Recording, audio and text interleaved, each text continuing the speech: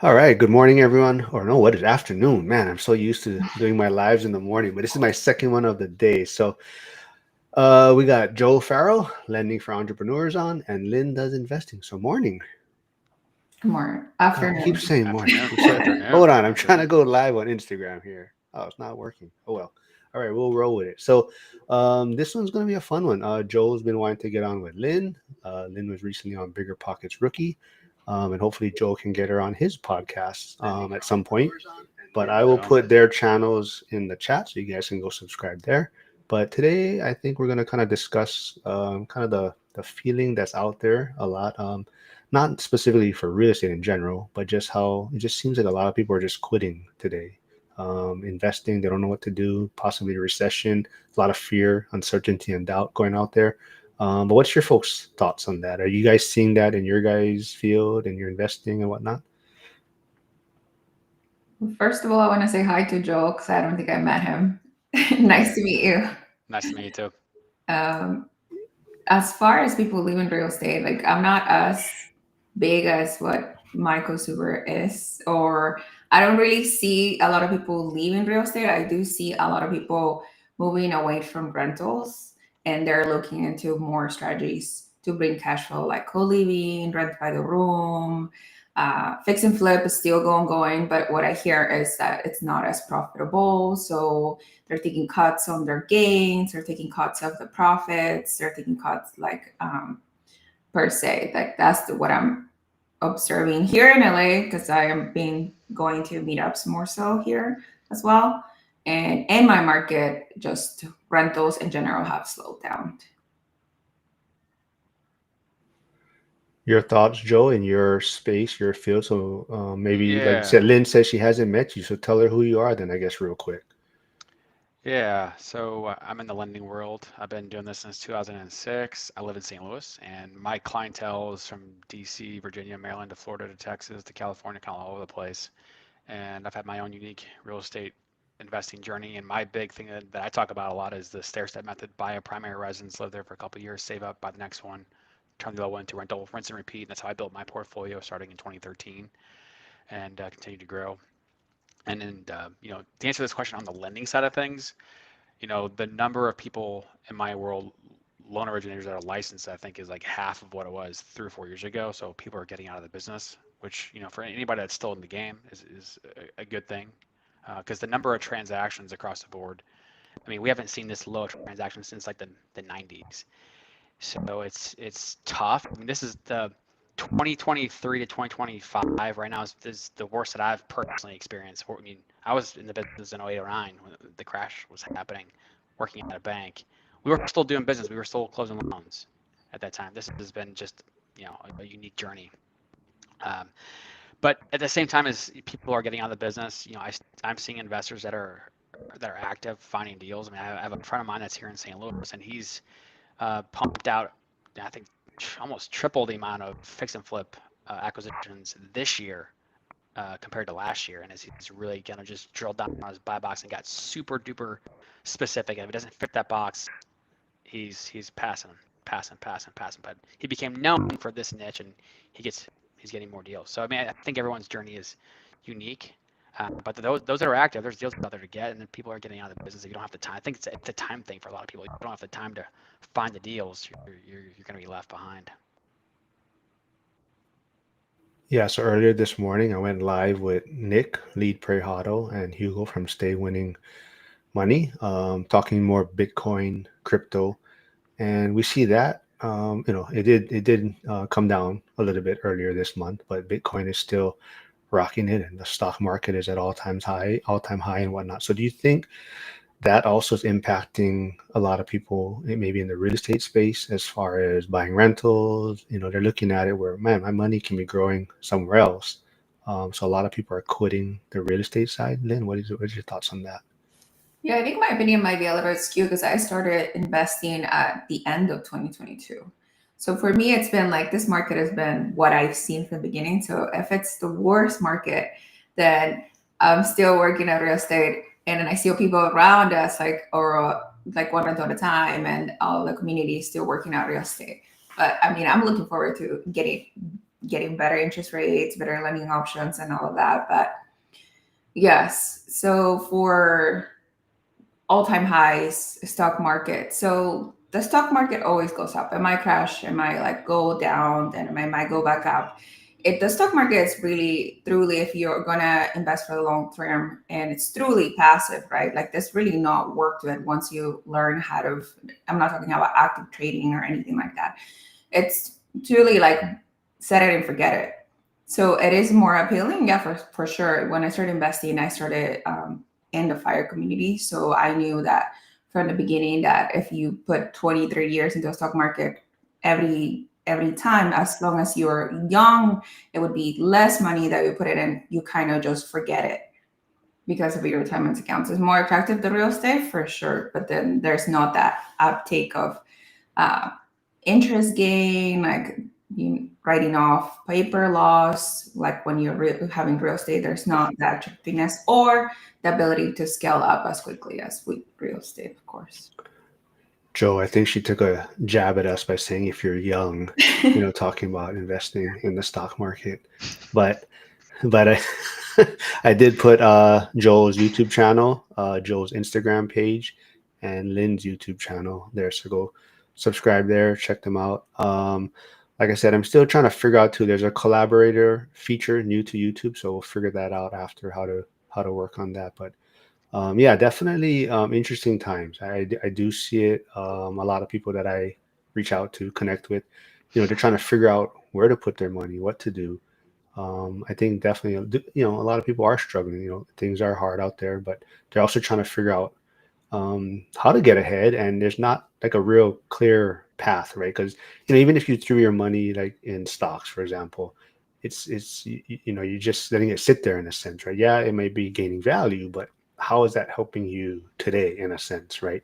So I know Joe is big. He's a lender for entrepreneurs, but he's also big on increasing multiple streams of income, side hustles, things like that. So are you, Joel, seeing more people trying to figure out ways to increase their income?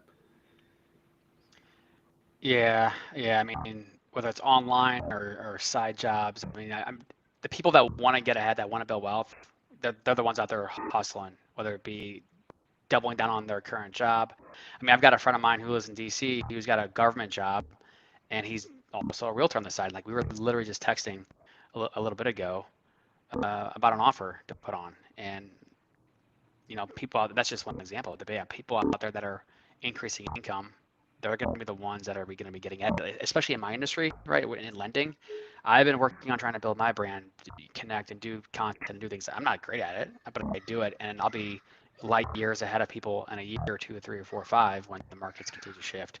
And so when you put the work in, for not just months but years, and go down a certain lane, it's inevitable to be able to, have massive gains in that field.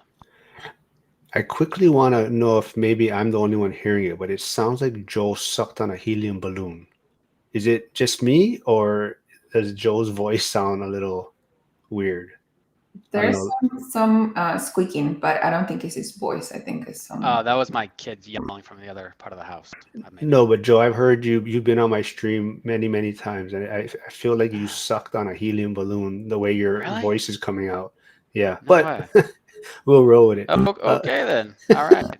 Let's go. um, hey, Tiffany's here. Morning or afternoon. Man, I keep saying morning. I'm so used to it. Dave K, haven't seen you here before. Thanks for tuning in. It says stocks work great for me, but I can't stomach big drops in the market as I get older than old guy.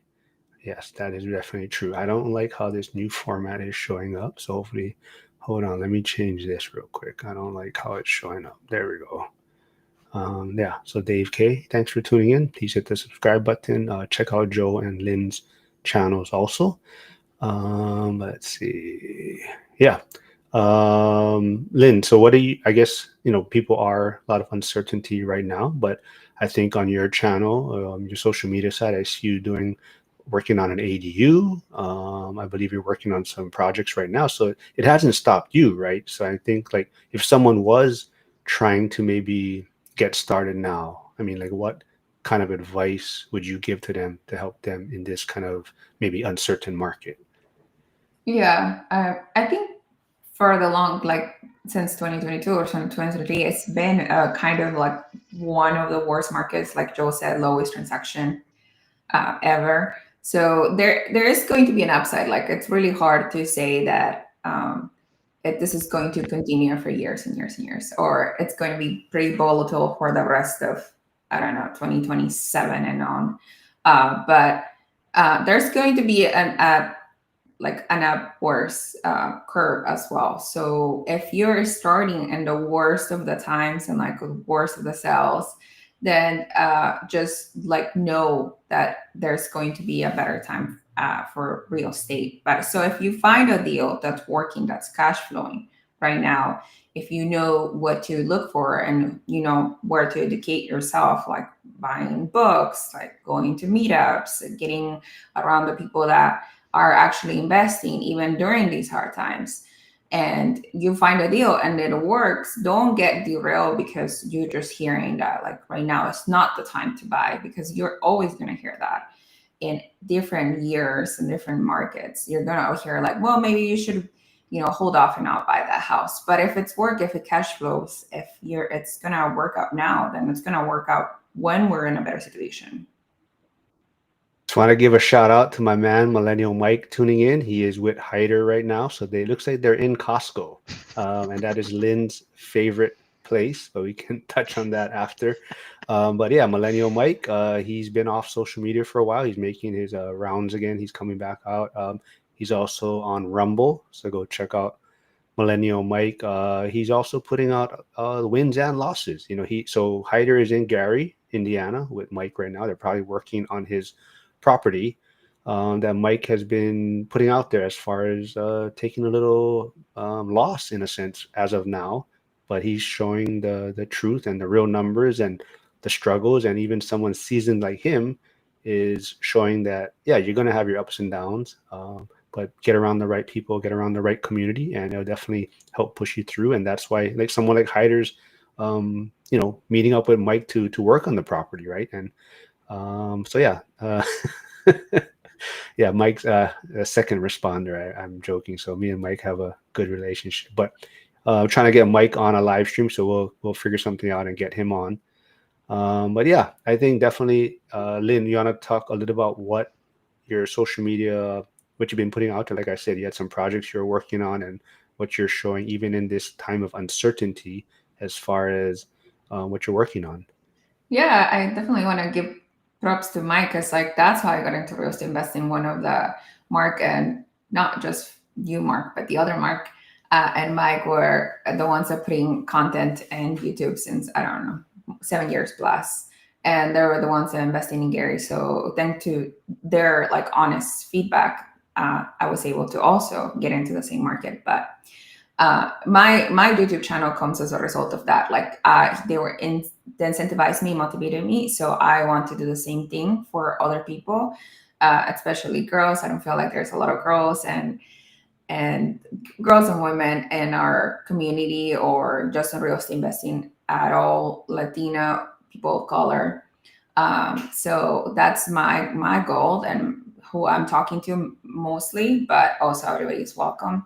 I also have a podcast with Violeta Sandoval. She is another invests out of state in Milwaukee, and we're everywhere now. We're on podcast, Spotify, wherever you can download a podcast. We have a YouTube channel as well, and we're bringing in more material, just like education around real estate and showcasing women as well. And as you mentioned, there is Violeta's YouTube and Instagram handles, so check her out. But yeah, her and Lynn, did you guys do anything this morning? I didn't know. You guys have a regular trying to schedule something, right? Yeah. But yeah, go check them out. They live stream also. They're also on Spotify, I saw. And definitely, yeah, Mike has helped a lot of people start their YouTube channels, and very motivational, and set a good example for a lot of people. But Joel, I mean, let's kind of touch on you too. I know you're kind of trying to figure things out too on the social media side, right? I mean, as far as um, multiple channels, multiple pages, and just trying to find what works for you also, right? Is that You think the uncertain times is making it hard for you to find like a platform that works well for you, or are you just trying to test things out right now?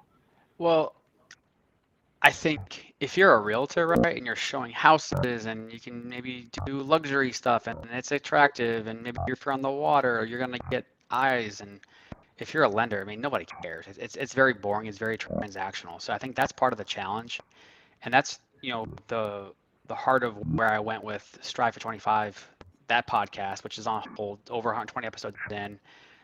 Those that aren't familiar with it, increase income, save 25%, have options to invest, which is what that's all about in terms of side hustles. And thanks, Mike. Well said. Well said. I Uh, don't get it. but What are you yeah, I mean, at the saying? end of the day, in my world, it just got too much to be able to go on that path that wasn't generating the type of results that I wanted in the back end. I care about the project, trying to just showcase and ways people are generating extra income and wealth tips and things like that. So I kind of pivoted more into the lending world and bringing on investors and different experts in different markets and doing live streams and things like that, and more tailored to my actual job. So that's kind of been my journey the last 5 or 6 months and pivoting there. $5. Thanks, Mike, for the $5 super chat. But I guess I have to show it out there that what happens when someone super chats. So I said, thank God Lynn is here to carry the show. Yes, Lynn is a great investor though, and Bigger Pockets star. Yes, I think I don't know if I touched on it, but she was on Bigger Pockets Rookie recently. Also, Dylan from the ORAC community was on Bigger Pockets Rookie recently. Also, we had PTO for Life on Business Insider. Dion's been in Business Insider. Millennial Mike's been on Business Insider. So a lot of people from the One Rental at a Time community is getting their names out there, and the community is just growing. But also, Mike says, also real investors don't quit investing in real estate. Yeah, very true. And go check out his channel, and he's definitely showing the ups and downs and showing that it's you're not going to just quit and you're going to figure it out and do it that way. But yeah, Lynn, so maybe you can also touch on, so I believe you're in three markets kind of in a sense, right? I mean, would you count you're in Gary, but also in Chicago, right? I mean, would you count that the same or? Oh no, it's also Indiana. Hammond. Okay. Yeah. Okay. Hammond, Indiana, Gary, and now in LA because I finished ADU in the back, so that's a midterm rental. I already rented as well. So kind of house hacking now, which is So now that you're doing the AU project and build, maybe do you have what has been more challenging, investing out of state or going through this process of building an ADU? ADU. Do you think it's because you're in California or just the overall process of it? Yes, because it's in California. Not only do you have to deal with the timelines, permits, inspectors. I'm managing it, so it takes time out of my W-2 work day to day. I have to like be there for appointments as well, and so like my out of state is almost more passive, um, but it's still on a day to day business calls.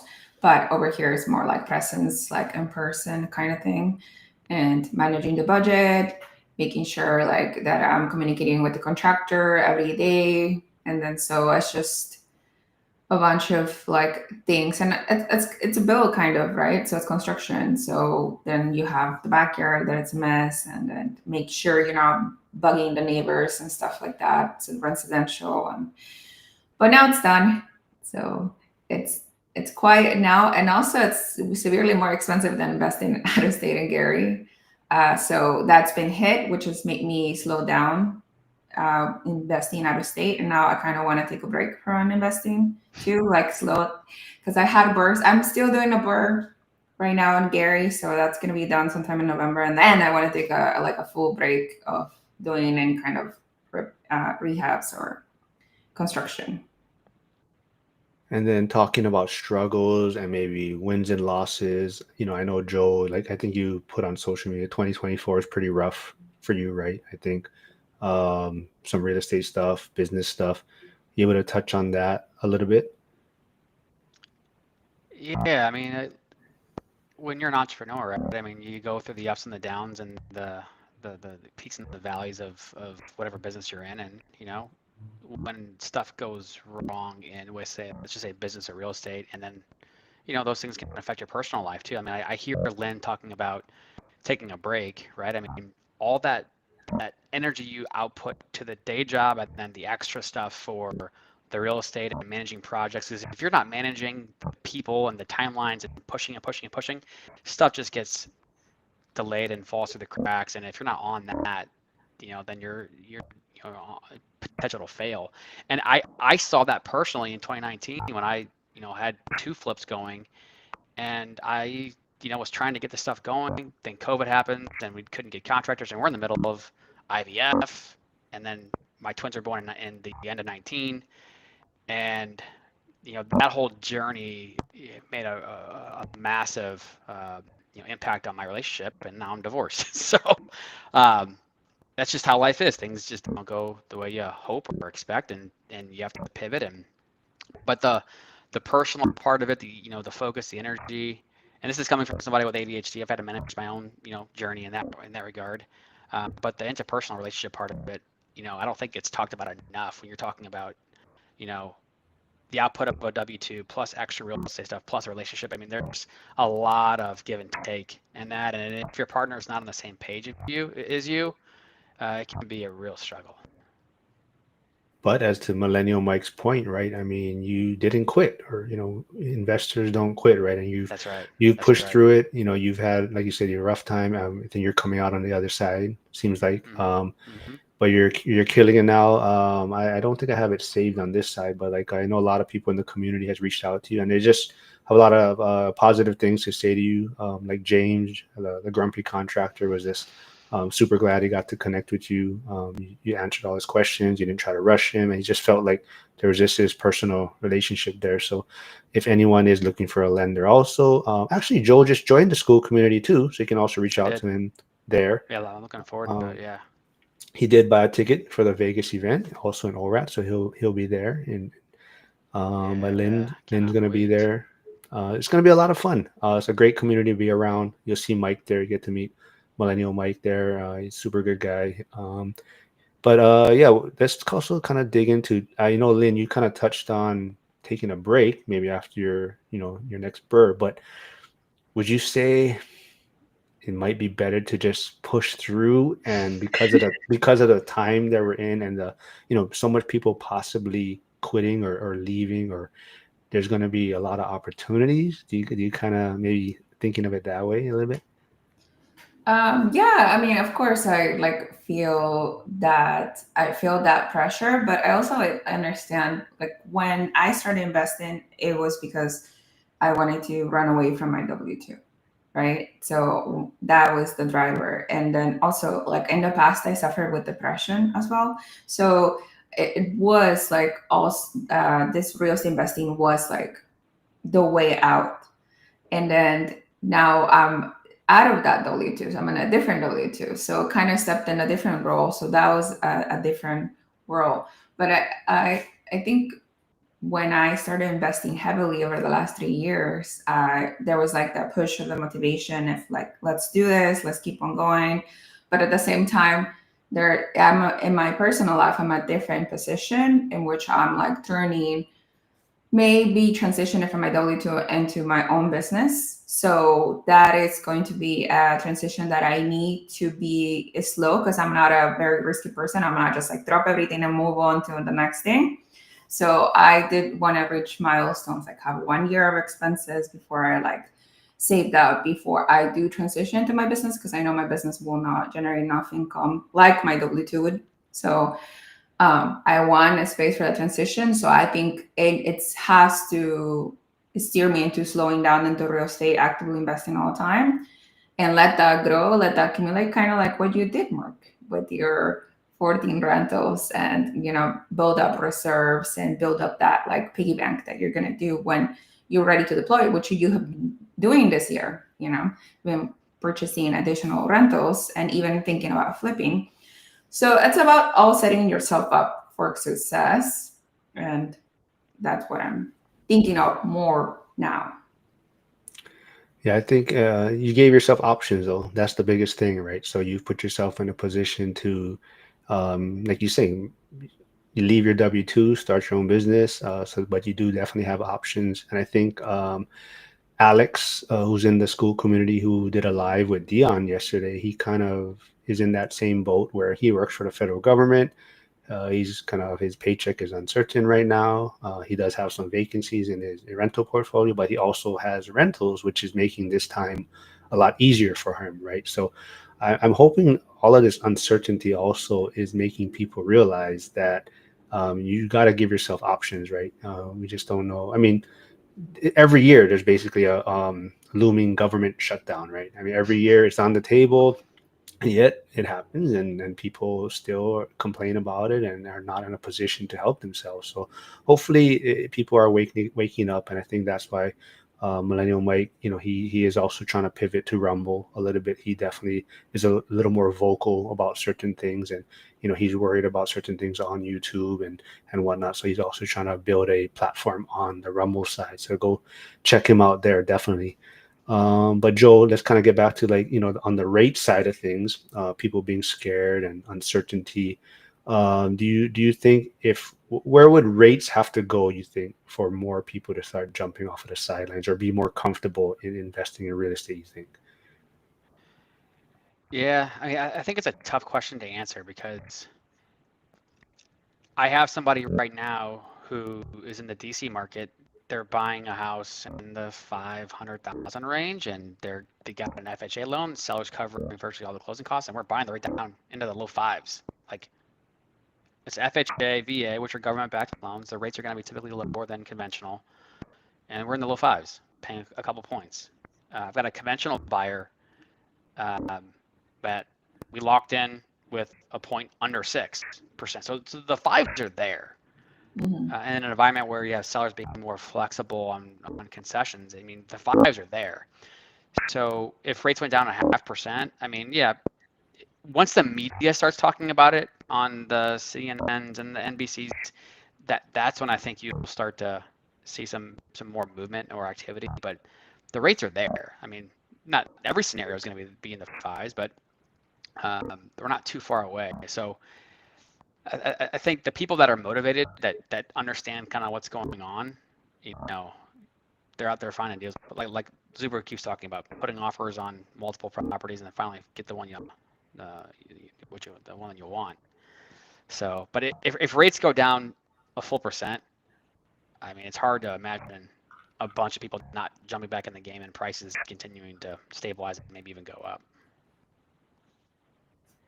I have a question. Before like 2019, so for the last 3 years we've been in the sixes and the sevens, right?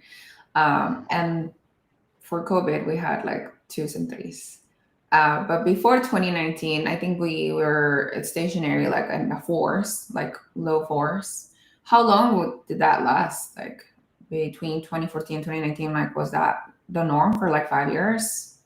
So coming out of the 0809 kind of situation, rates, like, because I got in the business in 2006, so prime was over 7%. Actually, I think prime was at over 8%, and mortgage rates were in the low sevens.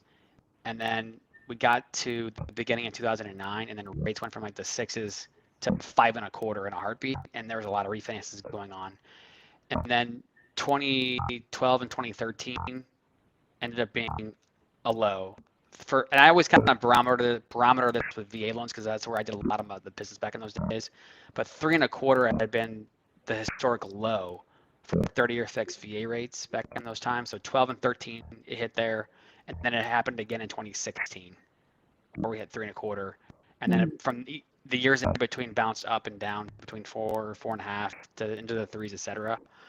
And then 2020 happens, and then we see rates go below 3.25, but below that, and those are, unique COVID rates that we'll never see again. I don't think. Mhm. I do want to say hi to Kim Bishop tuning in from Instagram. She is the niece of Dan Bird, who's a regular on Zuber's channel. But we're waiting for Kim to join school. So Zuber has talked about her reaching out and having questions, and Yeah, so I'm waiting for her to join school. I've sent her multiple reminders, so I'm just throwing that out there. I'm sure I'll get a For I'm your sure I'll first, get a message from her after this. What is that, Lynn? Mark, it will pay for your first month if you join. I That's what I told her, you know. But have you met Kim? Because she's in that group that invested in Gary with Mike. So Hyder, Kim is one of them. Wayne. No, I Okay. don't think so. All right. Well, yeah. So there's a good group of people in Gary, Indiana. Millennial Mike just had a meetup in person also about a month, 2 months ago, maybe. Pittsburgh also had a meetup. Jack had one put together. So the community is growing, and a lot of people are investing out of state. You know, because a lot of areas maybe the numbers don't make sense. So yeah, reach out to Lynn, reach out to myself. You know, reach out to Joel if you need a lender. But yeah, I just keep touching on, you know, I think there's just so much uncertainty over social media right now. You see so many things, people quitting, kind of just, I don't want to say just wanting handouts, but people just don't know really how to get ahead, I think, today, right? They just think the W-2 is the only option. They're waiting for the pay raise and whatnot. But I think a lot of times they just need to get around the right community, right? So, Lynn, is there any traction for you and Violetta? Are people reaching out to you folks to kind of figure out ways to get ahead or how to invest in real estate? Uh, no, not yet. We're pretty new, but I think that also there's a big, all the big influencers that were in real estate, like prior to Bigger Pockets, Brandon Turner, like David Green, Graham Stephan. Everybody's echoing the same thing, like of like maybe it's not the best time to buy, maybe it's, it's better to rent, like. And then so that message is being pushed on too, like you can feel it on the bigger podcasts and the bigger YouTube channels. So it's also like promoted as well, right? That's also Super talks about, like the crash bro, they're always talking about like housing crash coming on. But I feel like the media also, it's also projecting that like it's not the time for millennials to buy. Millennials have had not any particular time, best time to purchase any kind of investments or even their single home residences. Like the first home buyers in the US are older and older than ever. And there's just all of this like movement pushing everybody towards like not looking at real estate, looking at other types of like investment content creators pushing also that. I think that's super important, right? Like, yeah, a lot of the big influencers, yeah, they're trying to, you see it out there, right? Maybe this is not the best time to invest. You know, real estate is a lot of up and down, and I think that's the one thing though, and I think that's why this community is so beneficial and powerful is that everyone kind of understands the 5 years of suck, and if you're not around this community, you're kind of on an island by yourself, and you don't realize like this is kind of normal to some extent, right? So you feel like you've made mistakes and you just want to quit, but when you're around this community, you realize like this is just part of the process, and you're very close to giving yourself a lot of options. Like I was saying, like Alex earlier, right? By having a rental portfolio, it's helping him through this uncertainty. Like yourself, even during all this chaotic times, you're possibly going to leave your W-2, start a business. I know Millennial Mike has talked about it. I've talked about it. Next year we might be stepping away from our W-2s. So there is people that are winning, but definitely the first 5 years or so haven't been the easiest, and a lot of ups and downs. So I think to that extent, I mean, Joel, like if someone, I know your strategy is that stair step method, right? So maybe you can break that down again for someone trying to get their first property or get on the kind of wealth building journey. Like break that your blueprint down Yeah, for them. well, I do want to throw a shout out to Lynn. Check out her YouTube channel. I was watching one of her videos about financing ADUs and the different strategies, and I think the ADU is something that I've seen a lot of investors, dip their toes in the water on to try to be able to create more value. So, and I have an investor right now who is in the DC market who's buying an investment property and doing a renovation loan, putting 15% down, and essentially uh, restructuring a garage into an ADU. And I think it's a really good strategy. But in this market, I think it all begins with mindset. I mean, when I talk about the average age of a first-time home buyer being 38, 39 years old, which is crazy. I mean, I bought my first house at 27, maybe. Again, that was in 2009, and I was scared to death. I mean, I was in mortgage sales, I'm in commission jobs, so I didn't know what my job and income was going to be 6 months from now, let alone next month. So I was always scared to, uh, purchase a home. But I did it, and this is at the time when there was a grant back coming out of the crash. So I mean, I had extra help, and that condo was $230,000, which at that time was a massive amount in St. Louis. But pre-COVID, I think the average age of a first-time home buyer was like 27, 28, give or take. And so if you're 25 years old and you've got decent income, got savings, got credit, I mean, house hacking is just an amazing opportunity. I mean, could you imagine, the ability to find a couple of friends to rent rooms? If you buy a 3-bed house, I mean, buy it, live in it, get 2 roommates that are going to subsidize your mortgage, and then in that world, with the stair step method, you would live there for a year or two, save up, buy the next house as a slight upgrade. Like here in St. Louis, I've got investors in the North County part, Florissant, Missouri, who are out of state buying stuff in Florissant. Whereas if somebody in that area is going to buy as a primary residence, you're putting, let's just call it 3% or 5% down, and you can do the same thing, build your portfolio one primary residence at a time. And I always talk about if you can buy 4 properties in 8 years, I mean, you're on your way to building a multi-million dollar portfolio over 20, 30 years. And so I think it all starts with mindset. The information's there. We all know how to do it. We all know what the process is. It's just, are you confident enough to take the steps and put it into action? Yeah, and have the education as well. I feel like once you start investing in real estate and you see the upside of it and you start getting that cash flow, it is for W2 workers. It feels like almost like a gateway drug into entrepreneurship, because then you're seeing like the return without you actually exercising work, right? Exchanging your time for money. And then for me, I think that's one of the biggest like accelerators of wealth. Like you stop thinking about how do I work more for more money, instead of how do I work smarter for more money. And then so you move into like, oh, maybe I can do other things with my time. And then that's when you come in with like the side hustles, so starting your own business or becoming your own boss. So Joel, this is for you from Jovan, who is in the school. Oh, wait, I'll go there. Is DTI taken into account when acquiring the next primary residence? I love this question because it segues into something that I always say is that the second house is the hardest. The first one's not the hardest, even though it's hard because it may be someone's first property. But buying the second one, when you keep the first one, that becomes the hardest because, yeah, now you've got 2 payments you have to fit into your ratios. Typically, when people buy the next one, they sell their initial one to be able to have the money for down payment.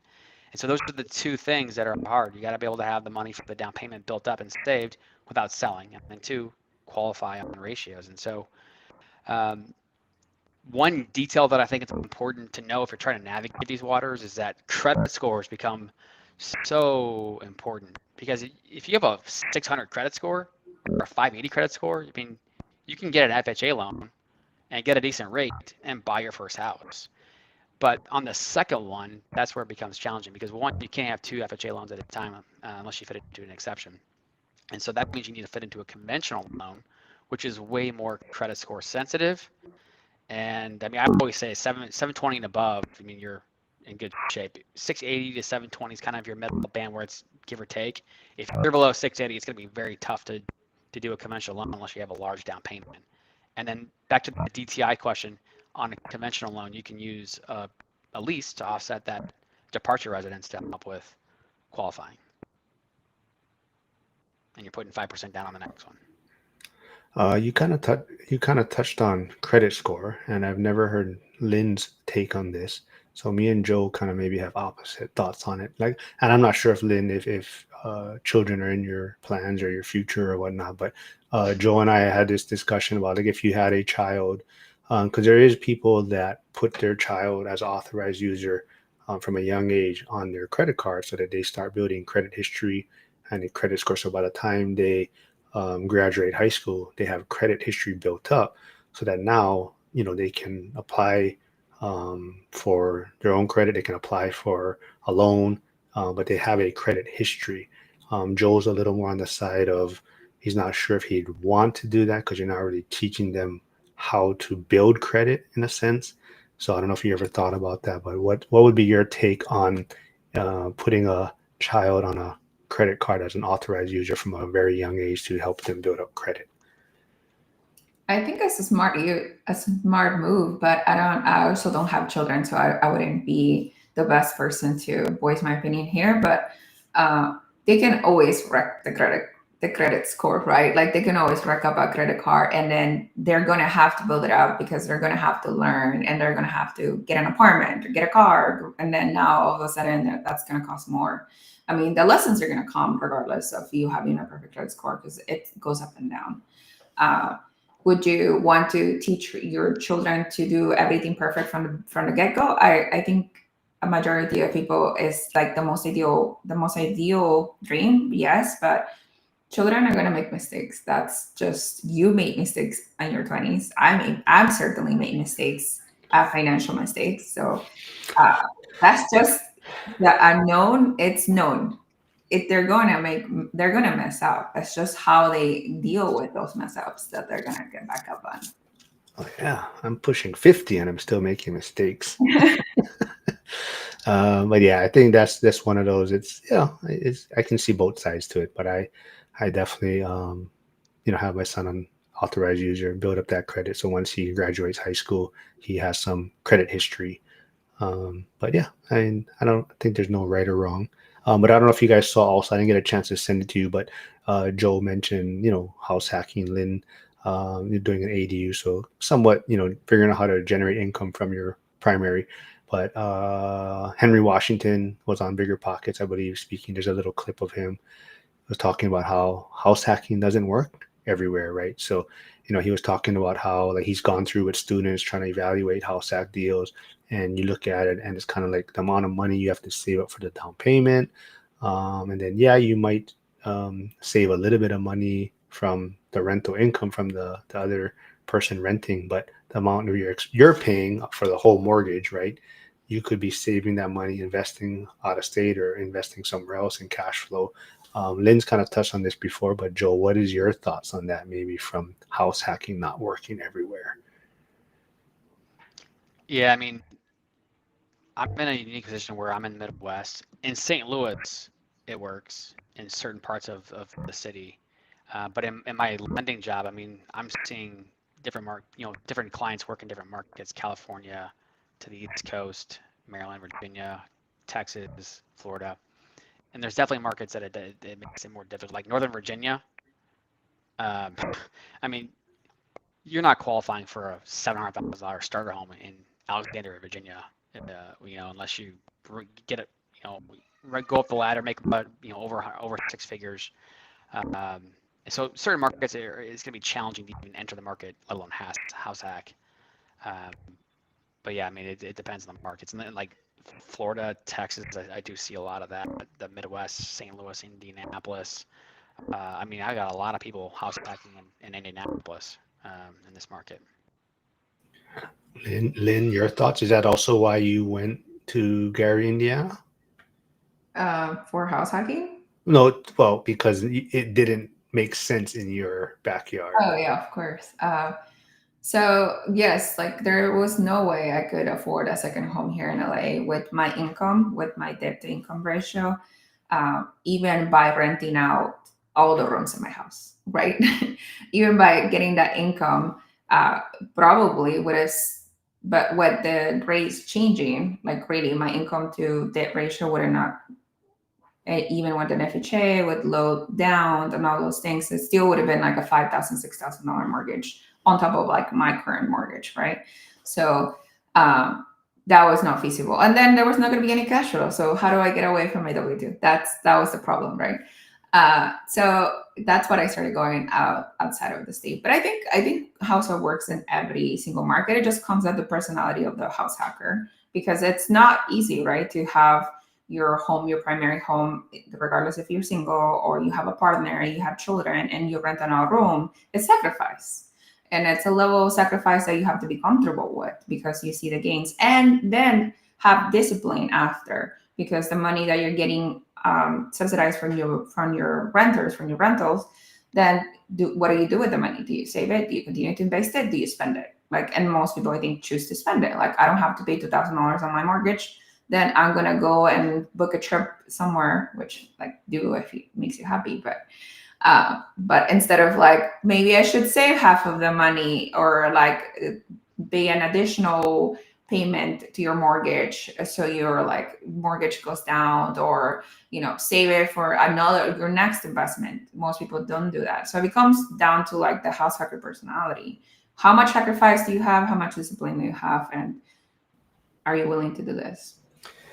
Okay, so it's funny you bring up sacrifice. So now I want to dig into that because I had a live stream on Thursday with Dion and Kyle Dorn. So Kyle Dorn reached financial freedom. He sold his trucking business. He is, I guess, what you would say, retired in a sense. But his living expense is $600 basically. I'll round it up. So he's very disciplined. He has a very frugal lifestyle. And a lot of people in the chat were commenting that no ways, this is not, this is BS. There's no way it's $600 and whatnot. And, so he's going to be on for part two. So if anyone out there wants to tune in, we're going to actually break down his expenses again on a live stream with Dion. Dion will be back. So will be on Thursday again. But yeah, he was living on, was living on $600 basically, right? So, what is your, I know Lynn made a comment in there also during that live stream, but is that too, I mean, we don't want to tell someone that they are being too disciplined or frugal, I guess, right? But can you imagine having an expense of $600 a month? No, but I live in a different state than he does, right? I live in California. I have a significant mortgage. He lives where? Montana? Montana. He Yeah, has Montana. bought for I don't know how many times his Montana property. I think he pays nothing out of, right? They split expenses between the girlfriend. The girlfriend pays for food, I think. But even then, I feel like 600 is too low. Just to have like, do you have a car payment? Do you have insurance? Do you pay for health insurance? Water, power, sewage? Like, do you not pay for that? Like, it's just, I don't know. Maybe it doesn't compute in my head. And then also, like, okay, do you not go to the movies? Do you not go to work out? Do you not pay for the gym? Like, okay, I understand you don't have a TV, you don't pay for subscriptions, but how about life in general? Do you buy gifts for your family when they have birthdays? Like, so many, Christmas is coming, so many things come up in my head. Like, just, okay, $600? I don't think so. Yeah, so we're definitely gonna dig into that. He definitely he sent me a breakdown of his expenses, so we're gonna go kind of line by line and break it down and see how that goes. I am sure Dion, I sent that to Dion, so Dion can go through with his fine tooth comb and have a lot more questions for him.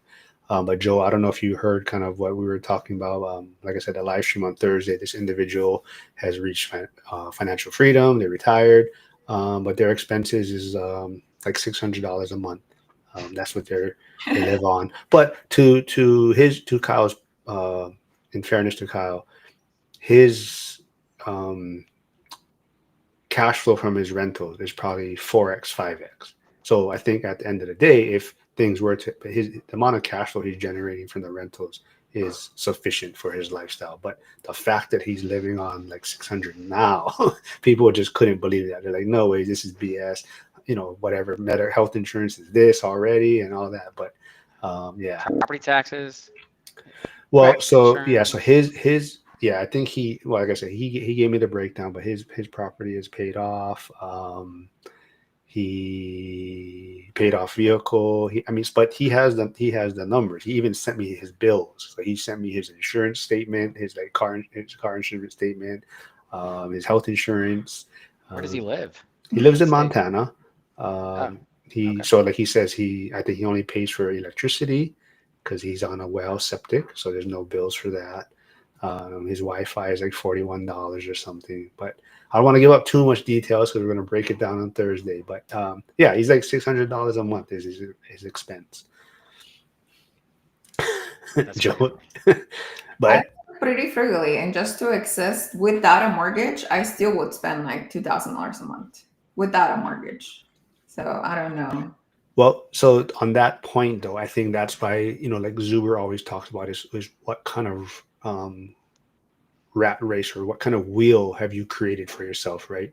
So in Kyle's, to like I said, to his defense, this wheel that he's created is very small for him. So that's why it's so much easier for him to exit the rat race, right? And maybe we don't agree with it or we think it's crazy to live off of that much, but Yeah. for him, that's the wheel that he's created, and it's also allowed him to step away from his W-2 or his job that much easier and that much quicker, right? Um, yes, Tiffany. So if you haven't seen it, there is a live stream of the part one where Kyle talks about he wanted to thank Dion, the three amigos, for he just sold his trucking business. He's retired, but when he brought up his expense of what he's living on, it kind of caused a little um, riled up the chat a little bit. A lot of BS comments, and people were saying no ways. So I told Kyle we got to do a part two, and we're going to break down his actual expenses. And so we'll be back on I Thursday. think it speaks of like how much men need women in their lives and raising their quality of life, because I we see in the data that if you are single, you're more likely to live less. Like you're gonna live less, 8 years less than women, because your married men live longer. Why? Because their wife pushed them to get BCP appointments, go to the dentist, make sure like you're having chest pain when you're walking. Maybe you should go to the cardiologist. Maybe you did have a heart attack. And then we had somebody in school just recently said like I push away pressure in my chest.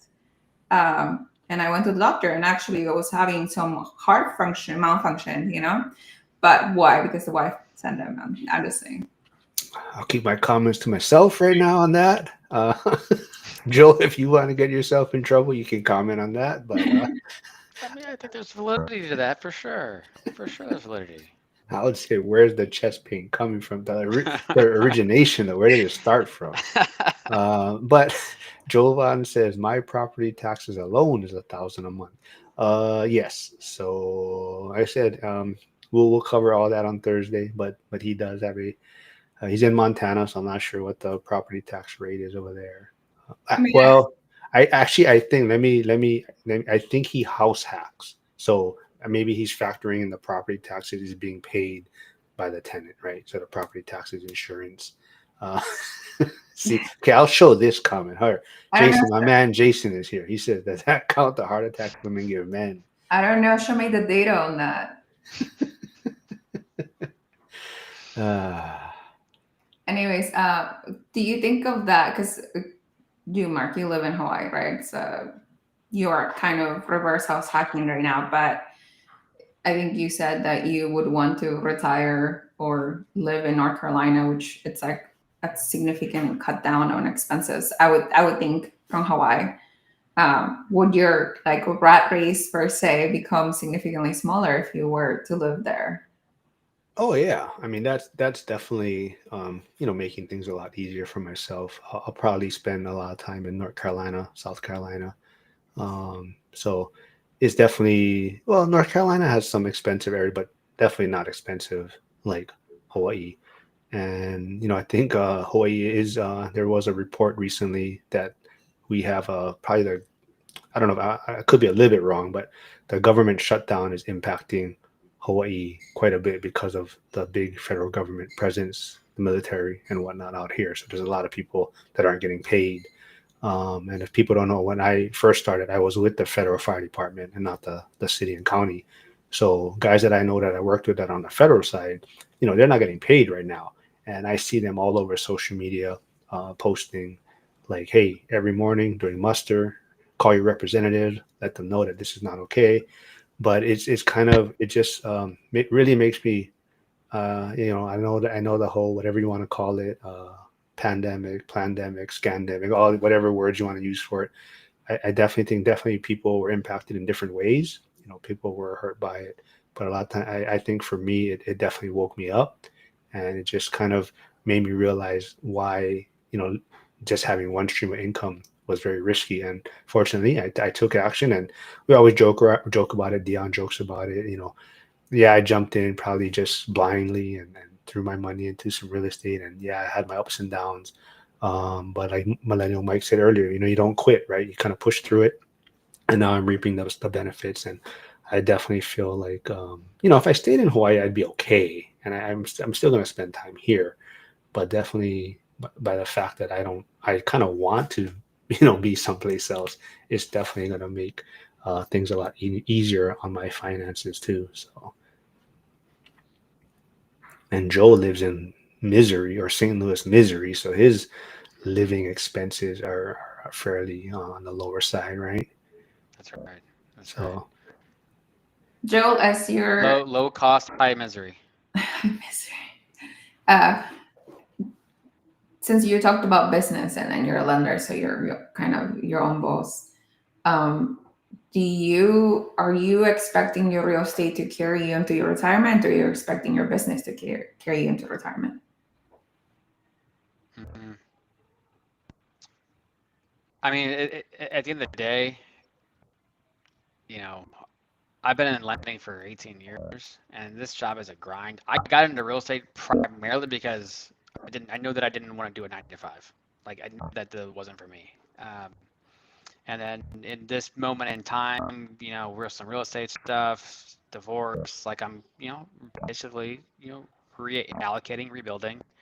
I think it's to answer your question, it's going to be a blend of both. Like the business that I do, as much as it's stressful and it's a struggle, I do love it, and I don't think I'll ever stop doing it.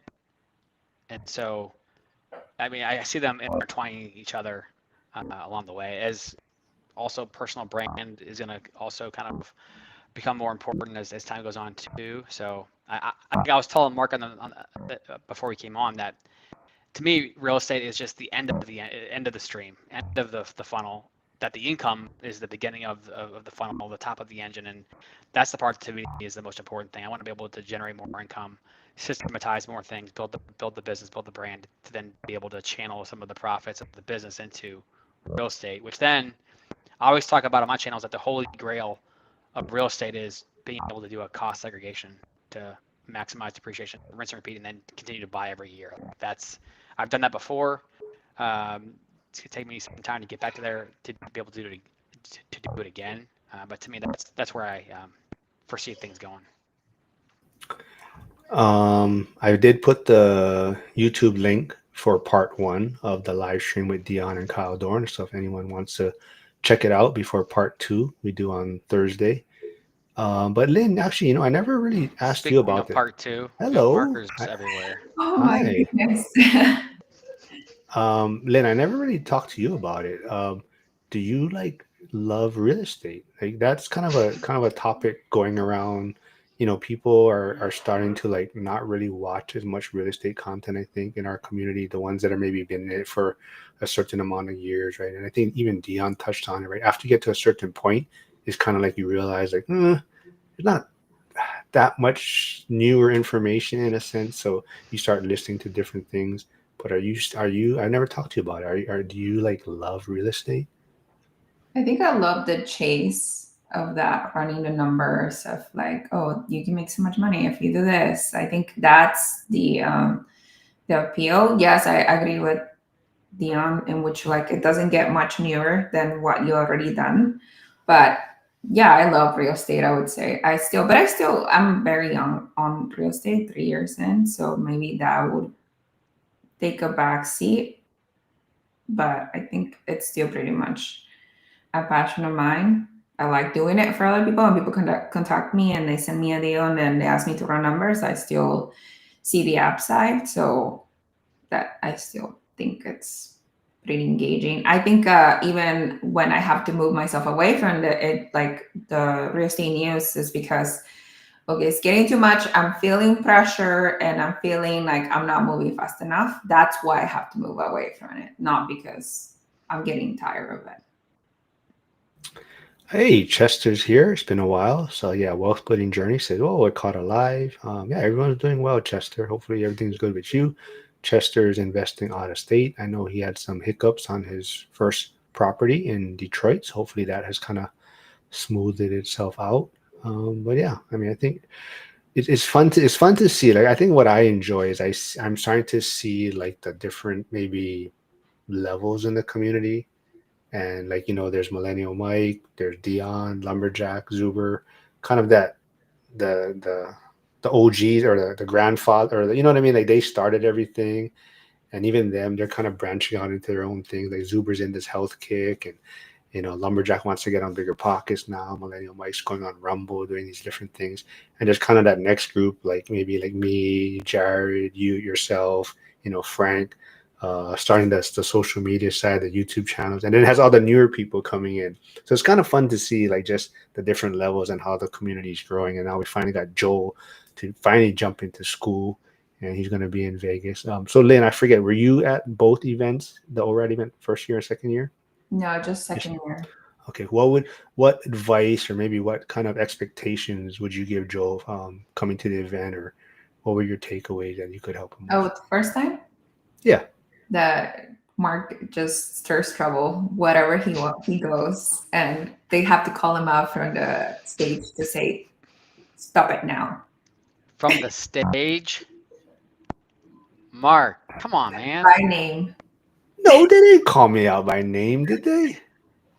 I they don't think did. so. Well, let's just say they put in noise curtains, maybe because of me. Maybe it had to do something with me, but they had to Because put weren't you like out there like interviewing people like behind no, stage or out no. there Well, doing no. stuff?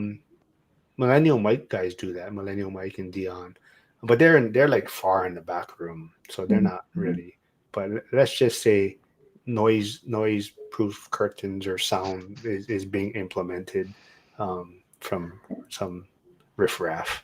Uh, uh, well, No, any positive advice or feat you could give Joel for him yeah, attending? they're No. they're going to be around a lot of doers. I feel like that's the main character there. There's rarely any people that haven't done any deals in that area, and they're all excited about their next deal or like learning more, and especially hanging out with the community that you like kind of engage all the time. Like Marc has the lives, you have your chats, and there's WhatsApp chats that some people are not allowed in as well. And it's just like camaraderie and just being with other people that are like thriving and enjoying seeing everybody else succeed, which I think it's not the same in other groups. I don't know. I don't think I've been in other groups that just like they're happy for you because you're continuing to succeed, as opposed to like, oh my god, are they gonna sell me something? Are they gonna buy something? And just Yeah, and you kind of touch on that being happy. So, just so happened he's tuning in now. Chester Wealth Building Journey. He's one of those that was been a big part of the One Rent at a Time community. He's been following Zuber for a long time. One of the regulars, and he's been in that analysis paralysis phase for years, right? And that was kind of the joke, and everyone was jabbing about it, but he finally pulled the trigger, and he got his first out of state rental, and I think everyone else was more happy than he was. Right? You could just see everyone was so proud and excited for him, right? And I think that's just what the community is about. And like he says, yeah, I think he has struggled a little bit, but this says things have smoothed it out um, for the most part. The PM is still mildly annoying, but being around this community, I'm sure, is making it a lot easier for him to deal with the property manager and handle his questions and whatnot. We'll skip Jason's comment about me being called out by name Well, after the shit. event. I mean, just hearing this, like, just being around like-minded people, I think is just so important. I wish I would have had this community going into COVID. I mean, my life was in turmoil with a lot of things going on. Yeah. I wish I had this resource back in those times. Well, I mean, if you just came to year one and like year two, like you told me you were, then it would have been that much Yeah, better the for the you. the, the damage was already done at that time. Mm. Or you invite us to your event that you have in Florida, but you don't invite us. You just have it. You didn't get my telegram? But another thing, I saw Joel. You've connected with Renee, Forever Landlord, in the school community, and I believe you are putting out that episode Yeah. soon. Is that something coming out on your channel soon? Yeah, yeah. So I was in Orlando for a conference, and was able to connect with Renee, Forever Landlord, because of Marc.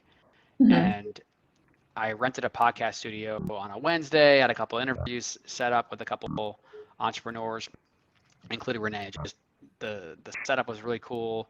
Amazing conversation. I love to hear his that forever mindset and all of the tools and resources that he's built. And again, he has his own community on Skool too.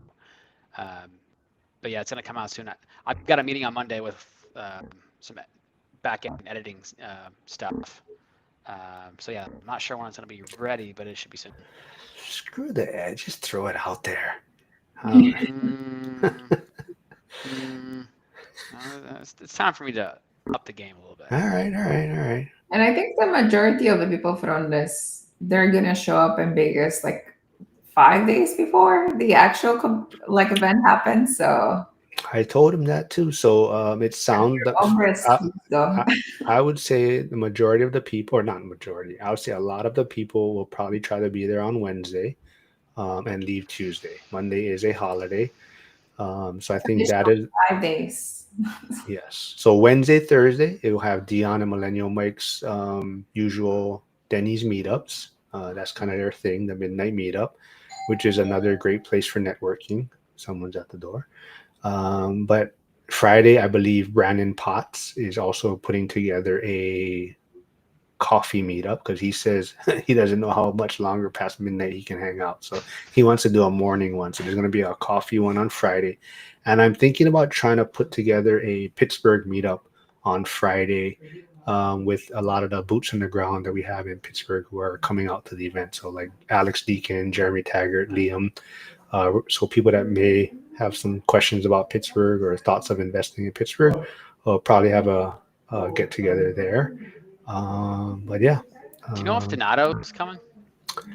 I think I may have messaged him before, and I think he had some kind of event. But Donato's also in school, so he might be.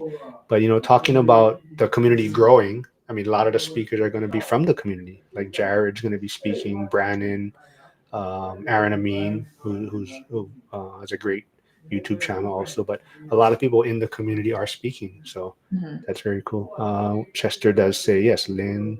The best action happens at Denny's. Yes, yeah. But we're trying to go to a different one this year. Last year, or the one that they usually go to is kind of in the hood. So um, What hotels do you guys stay at? a lot of us staying at the downtown Grand. It's probably the most convenient. You're The MGM, like the blue building?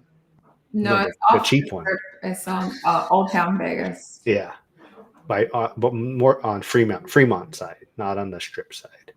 So um, Okay. Yeah, I don't know. The Dennis meetup is too late. I am with Brandon there, like past midnight. Like starts at midnight until what, like 3 a.m. Mm-mm. yeah, depends. I mean, there's people that stay kind of late, but yeah, it's fun. I mean, you can sleep at the event if you have to. You can go sleep in the back. There's a lot of room if you have to take a break, take a nap. I will. Cots in the back. There is. There's like sofas and stuff. You can go hide out.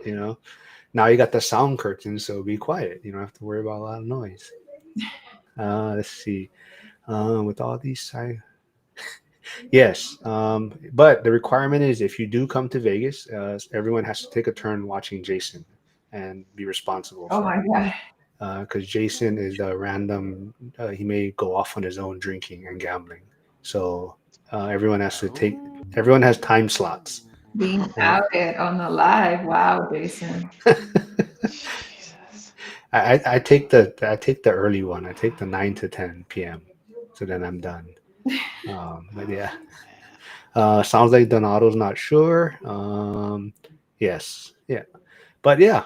Glad you got your ticket, Joe. Glad you signed up for school, Lynn. I'm glad we can do this. I know usually our times don't work out, so that's why I think Saturdays might be the only time that we can do this. Usually a little bit later.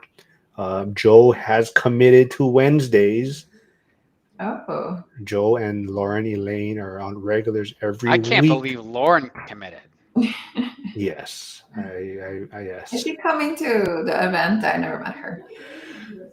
We're trying to, but Lauren's like a little She butter. She's like a said, butterfly. She just kind of Like a floats butter. around. She is. She's just like, oh, yeah, just wherever things go. Butterflies get trapped. So But if you don't know, so Lauren had an equestrian farm, sold that, and now she's doing a boutique hotel in Idaho with a bowling alley apparently, which was news to me. Um, they're building a bowling alley, or does it already have it? she's building it in the back Building, part of the building. building, Yeah. but Well, yeah, I it's asked her, just, 1 out of 10. She said 6. I was expecting a 4. She said 6 out of 10 odds. yeah. So hopefully, Lauren. So those of you in the chat, always when Lauren's on, reminder about Vegas. But Joe and Lauren have committed to. So Mondays I have Cody Davis now regular. Tuesday is Brandon Potts regular. Wednesday we'll see if we even get the first one. But Joe and Lauren are committed for Wednesday. But Emily Lopez will also be joining us on Wednesday. She's a new guest, but Emily has a big YouTube channel, or well, much bigger than ours. But she is can wait, what is it? DIY? No, I can DIY. Something like Yeah, that. Yeah, I but forget. she's a DIY investor. Super cool. She's always doing a lot of stuff, but she's on social media, Instagram, YouTube. Emily Lopez. What market is Cody out of? Cody Davis is in Washington, Moses Lake Washington. area. So his wife's actually from Hawaii though, but he just got married. So that's why we skipped this past Monday. But Cody, I think, represents kind of the one rental at a time mindset the best right now, in a sense, where he went big, all creative finance, no bank loans, went very huge, and he's kind of realizing that he put too much headaches on his plate, right? So smaller is better, less, no partnerships in a sense. Um, but hi there, what are you going to be for Halloween? What are you gonna be for Halloween? Venom. Ooh, It's so many kids keep coming up. How many kids do you have, Joe? Two. just two. Okay. Just two. This is a hi, Spider-Man one. Spider Man. He looks just like you. Um, I don't, Mark. This is the first time I think I've done a live with you while I have my kids. I mean, every other weekend plus the week. I think this is the first time I've been able to do it and them not go crazy. So hey, well, it's a win. Jovi, what's up, Jovi? Thanks for tuning in. Okay, Thank you. we'll wrap it up, I guess. Well, I'll answer Chester's question real quick. So, like talking about the WhatsApp chat, right? Um, so he says, "What's the Gen X Gen Z battle?" So Chester, because you made this comment, I'm going to call you out because you are not in school, so you don't know what it's about. But Cody Davis runs a Gen Z call on Saturday mornings. It's a Gen Z plus call, so anyone can join. Mhm. But Cody wasn't able to do it today. I believe he's still in his honeymoon. And Dylan is sick, the other Gen Z individual. So I just said, And well, Mark went in and said, "What did you say, Mark?" I said weak ass Gen Z. I said back in my day, we'd get 1 hour of sleep and come to work with our club band on our wrist still yet. Back in my day, I used to walk to school 5 miles. Yeah, so it started this whole little battle in the chat section, but yeah, it was fun. So it's all in fun. Hey, wealth. Oh, yep. So Joe. All right. Well, I know you guys want to say anything else before we wrap things up. It's always good to connect with you folks. Lynn, when's your next live with Violetta? I guess, or what are you guys doing next? Um, Tomorrow we're coming out live at 1 p.m. with Dylan and Jack. So tune in if you guys are available Oh, tomorrow. wait. Violetta's on that, or just you, Yes, Jack, and Dylan? Jack and Dylan, PST 1 p.m. Okay. tomorrow. What is that live stream usually about? It's going to be about, they're going to first attempt at doing predictions for real estate for 2026 and also talking about how where older and older people are buying into their Mhm. first home. Like Gen X people or like older? Yep, like 38 and older. We're not that old. All right. Well, everyone tune in tomorrow for that. Look for Lynn's live. Frank usually goes live today, but he's not. He's under the weather, so I told him this live stream will be like chicken soup for him. So hopefully he tuned in and is feeling better.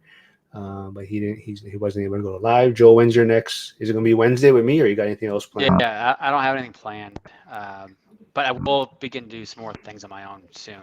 Um, did you see my Polymarket snapshot post? Where No. Polymarket's predicting Okay. that rates could be below 6 by the end of the year. End of this year? Mhm. Well, Yeah. what I mean, you want to talk about that real quick before we wrap things up, or is That's that? my topic for tomorrow. Okay. Just Is it kidding. really? No, just Oh, well, there you can get inside information from a give lender. me some data over here. Well, I think the best and simplest tool to see where rates are is the Freddie Mac mortgage rate page. And right now it says 6.19.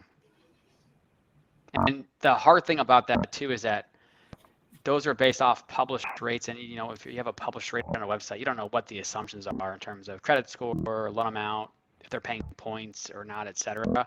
And so it's down week over week. And so 6.19 to under 6 isn't that big of a jump in all reality. So it's getting down, it's coming and inching down. So we'll see. Joe V says, now that Joe joined school, he has to do a lot more YouTube videos. Um, You're right, I do. I've got a lot of stuff that I've got planned to get out there. And and that's the thing too, is that anybody that's on here that has any specific topics or questions and that they want answered in a video, please either message Marc or message me. And why you any message input. me for?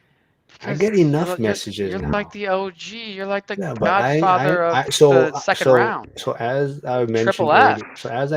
earlier, like Zoo, I can see I'm at a point where I'm getting messages all day now.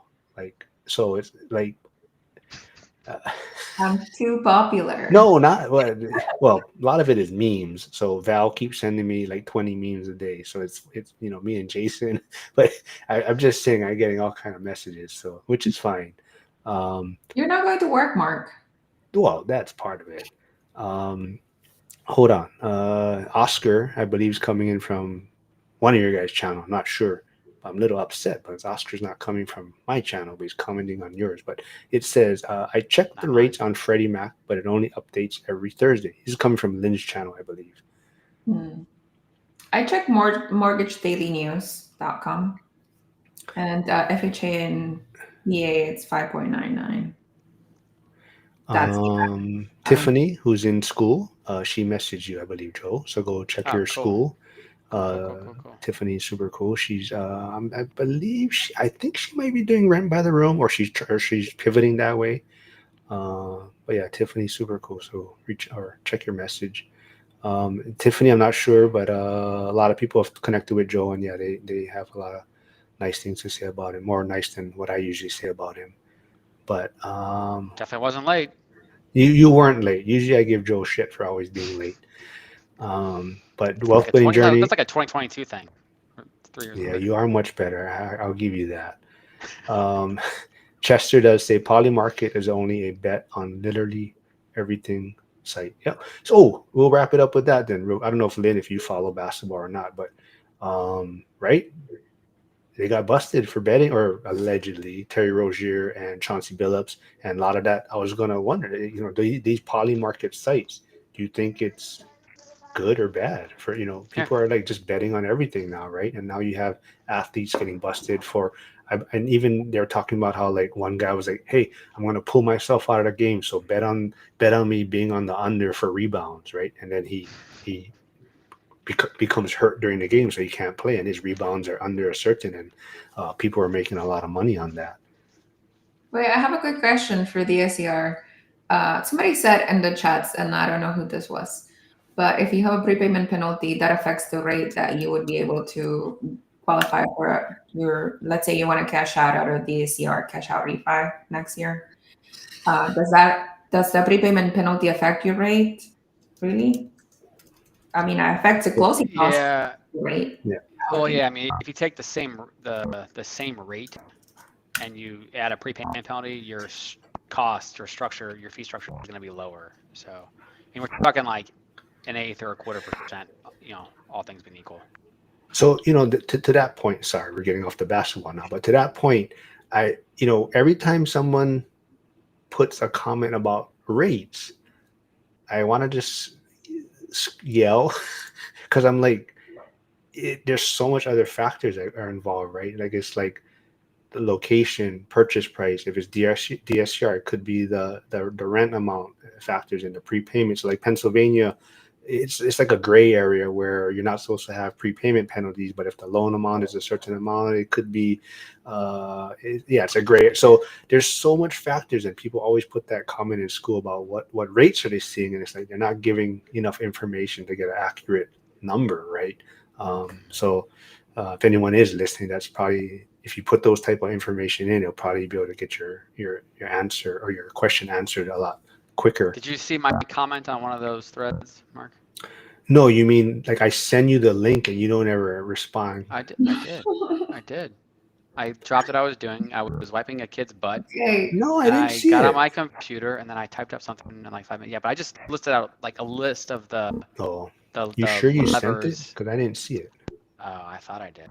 Oh. No, I did because somebody liked it. Yeah, but like DSCR ratio, prepayment penalty, points, credit score, LTV. I mean, there's probably a couple other ones that come into play. All right. We'll wrap it. Oh, Dylan tuned in, right? He probably heard us talking. He's the weak ass Gen Z I was talking about that didn't. Marc.